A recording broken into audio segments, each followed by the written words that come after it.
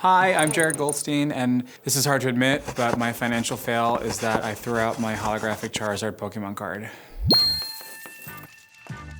I was like 13 years old, and I was obsessed with Pokemon. I loved the show. I'd watch it every single morning. I had to get up at 7 for school, but I would get up at 6 so I could watch 2 hours of Pokemon. I'm miserable. I'm so horny. It's winter, it's cold. I think I was sublimating some of my closeted gay horniness. There was an intensity about my love for Ninetales. He had 9 tails, okay, whatever.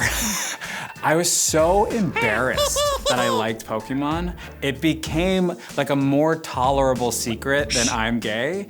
It was just so silly to think at that time that I was I had this niche, embarrassing interest that is, all this time later, $1 billion enterprise. Well, honestly, I never deserved the card.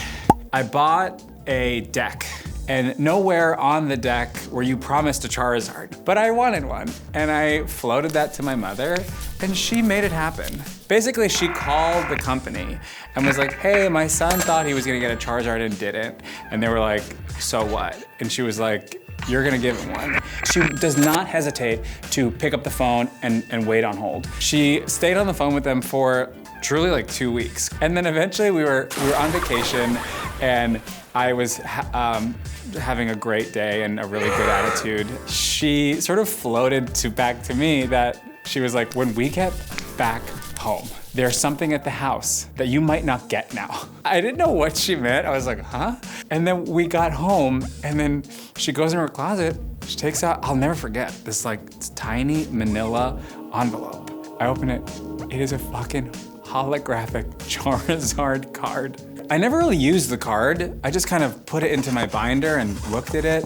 And then, you know, life is long. You go off to college, your parents move. It came up a little more recently when my cousin opened a trading card store.